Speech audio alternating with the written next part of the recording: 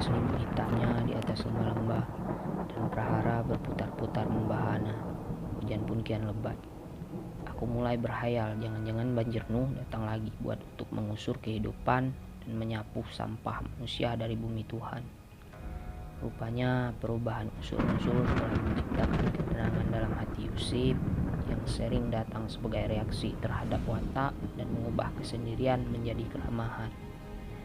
Dia menyalakan lilin, kemudian meletakkan di depanku sebuah kendi berisi anggur dan sebuah nampan besar berisi roti, keju, buah zaitun, madu, dan buah-buahan kering. Kemudian dia duduk di dekatku, dan setelah meminta maaf karena sedikitnya jumlah, tapi bukan karena kesederhanaan makanan, lalu memintaku menyertainya. Kami makan minum dalam perjamuan itu dengan kebiasuan yang penuh makna, mendengarkan raungan angin dan tangisan hujan. Dan pada saat yang sama aku merenungi wajahnya dan mencoba menggali rahasianya, sambil memikirkan motif yang mungkin mendasari penampilannya yang luar biasa itu. Setelah selesai, ia mengangkat sebuah ceret tembaga dari api dan menuangkan kopi murni yang harum ke dalam 2 buah cangkir. Kemudian ia membuka sebuah kotak kecil dan menawarkan sebatang rokok padaku dengan memanggilku saudara. Aku mengambil sebatang selagi aku meminum kopi, tanpa meyakini apa yang sedang kulihat. Ia memandangku dengan tersenyum, dan sesudah menghisap rokoknya dalam-dalam dan mencecap kopinya sedikit, ia berkata, "Tak pelak lagi Anda sedang memikirkan keadaan di sini tentang anggur, tembakau, dan kopi. Dan mungkin juga Anda heran dengan makanan dan kesenanganku. Rasa ingin tahu Anda itu bisa dibenarkan seluruhnya, karena Anda adalah salah seorang yang percaya bahwa siapa yang meninggalkan khalayak ramai haruslah meninggalkan kehidupan, meninggalkan segala kesenangan. Segera aku menyetujuinya.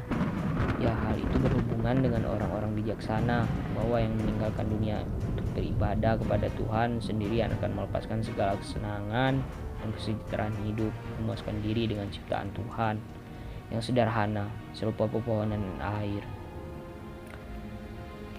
Sesudah berhenti sejenak, diberati dengan pikiran, ia bergumam, "Aku bisa beribadah kepada Tuhan sementara tinggal di antara makhluk-makhluknya. Karena beribadah itu tidak perlu menyendiri. Aku tidak meninggalkan manusia untuk melihat Tuhan, karena aku senantiasa melihatnya di rumah bapak dan ibuku. Aku meninggalkan manusia karena sifat-sifat mereka berbeda dengan sifat-sifatku, dan impian-impian mereka tidak sesuai dengan impian-impianku. Aku meninggalkan manusia karena aku tahu roda jiwaku berputar menggila angkasa roda-roda jiwa yang lain yang berputar menuju arah yang berlawanan.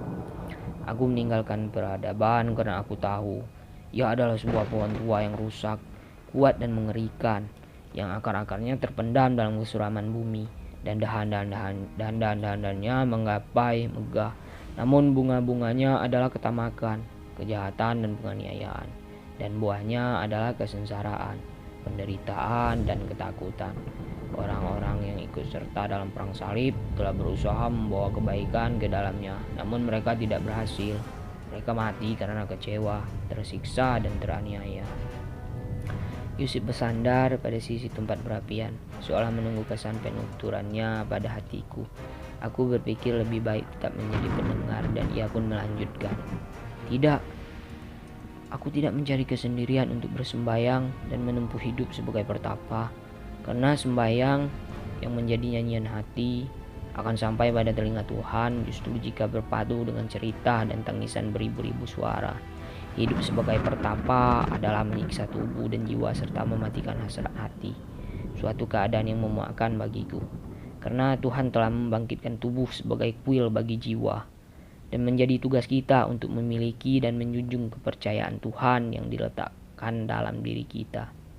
Tidak, saudaraku, aku tidak mencari kesunyian untuk tujuan keagamaan, tapi semata-mata untuk menghindari manusia dan undang-undangnya, ajaran-ajaran dan tradisi-tradisinya, gagasan-gagasannya dan tuntutan-tuntutannya serta ratapan-ratapannya.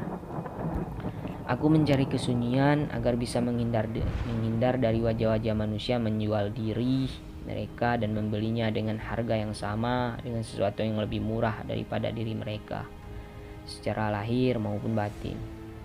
Aku mencari kesunyian untuk menyembunyikan diri dari orang-orang yang memuaskan diri sendiri, yang melihat hantu ilmu pengetahuan dalam mimpi-mimpi mereka dan percaya bahwa mereka telah sampai ke tujuan. Aku melarikan diri dari masyarakat dan menghindari orang-orang yang hanya melihat hantu kebenaran dan kebangkitan mereka, dan berteriak kepada dunia bahwa mereka telah memperoleh hakikat kebenaran dengan sempurna.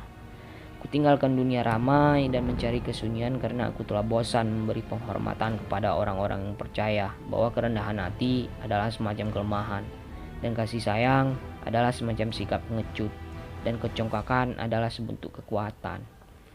Aku mencari kesunyian karena jiwaku kesal bergaul dengan mereka yang percaya sepenuhnya bahwa matahari dan bulan serta bintang gemintang tidak terbit kecuali dari peti simpanan mereka, dan tidak terbenam kecuali di taman-taman mereka.